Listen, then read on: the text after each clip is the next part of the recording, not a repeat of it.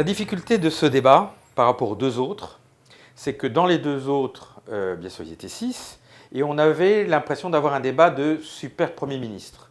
Là, l'objectif pour l'un et pour l'autre, c'était de montrer en une émission qu'on était capable d'incarner, d'être le président ou la présidente de la France. Et en cela, je donne un avantage, un petit avantage à Hollande. Martine Aubry a une gestuelle très simple.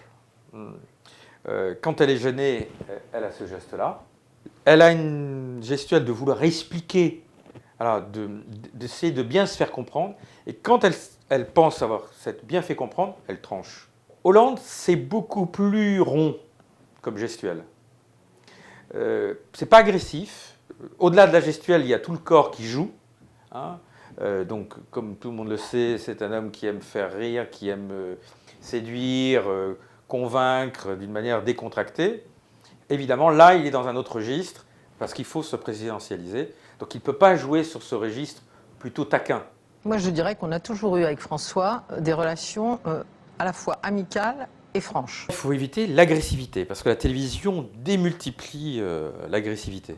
Simplement, quand je parle de gauche forte, bon, la force, c'est quand même une bonne chose, c'est comme la solidité. Ça veut dire aussi qu'il faut dire les choses clairement.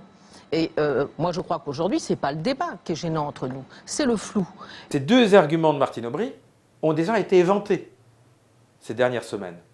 Et donc, l'équipe Hollande, je suppose, vu les réponses qui étaient plutôt efficaces, ont préparé. Voilà. Voilà. Donc, vous voyez bien, on prépare bien sûr son argumentation, mais aussi comment résister aux critiques.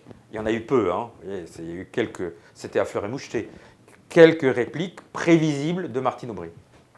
J'attire votre attention, c'était exactement la stratégie qu'a utilisée Martine Aubry, c'est exactement la stratégie du débat du deuxième tour, où Ségolène Royal a essayé d'asticoter à un moment donné le candidat Sarkozy et l'a renvoyé dans les cordes. Et je suis très en colère.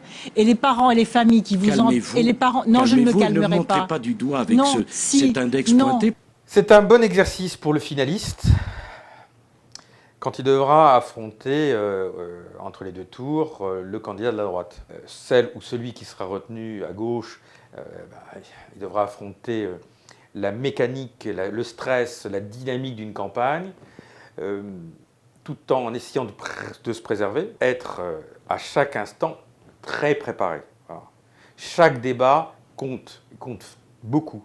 C'est comme l'iceberg, les 20% de l'émission, il y a 80% de préparation.